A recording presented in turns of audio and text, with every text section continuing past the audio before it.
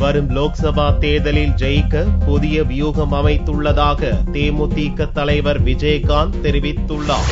தேமுதிக சார்பில் அக்கட்சியின் கோயம்பேடு அலுவலகத்தில் ஞாயிற்றுக்கிழமை அன்று பொங்கல் விழா கொண்டாடப்பட்டது. இவ்விழாவில் பொய்க்கால் குதிரை, தப்பாட்டம், கிராமிய பாடல், நடனம் என பல்வேறு கலை நிகழ்ச்சிகள் நடத்தப்பட்டன.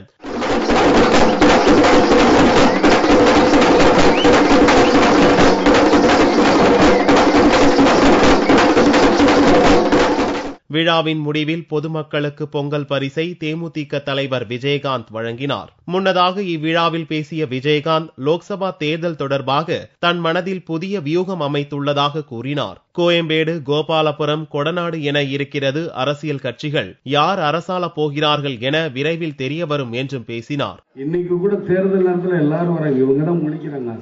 இன்னொரு வியூகம் இருக்கு, அதையும் நான் சொல்ல மாட்டேன். அதான் ஒரு பத்திரிகை புரிஞ்சுக்கிறாம நாங்க அந்த குழுன்னு ஒரு குழுவை கண்டுபிடிச்சோம். அவங்க வேற குழுவை நான் தெளிவாக சொன்னேன். பொதுக்குழு செயற்குழுல குழுன்னா அந்த குழு கிடையாதுங்க. நீங்க தேர்தல் கூட்டணி குழு அது நினைச்சிடாதீங்க. அது இங்கிலீஷ்ல ஒரு குழு, அது எப்படின்னு சொல்லுங்க. ஆனா வியூகம் என்ன அமைச்சிருக்கேன் யாருக்கும் தெரியாது. என் மனசுக்குள்ள என்ன வியூகம் இருக்குன்னு யாருக்கா தெரியுமா? கண்டுபிடிக்க முடியுமா? இலவச பொருட்கள், இலவச பொருட்கள் கொடுத்தா ஓட்டு போடுறீங்கன்னு நினைக்கிறீங்கன்னா அதுதான் தப்பு. இடைத்தேர்தல் என்றால் நீங்க இலவச பொருட்கள் கொடுத்தா ஓட்டு போடுவாங்க. பொது தேர்தலை காலவாரி விட்டுறாங்க. மக்களை பத்தி நீங்க புரியாம இருக்கீங்க.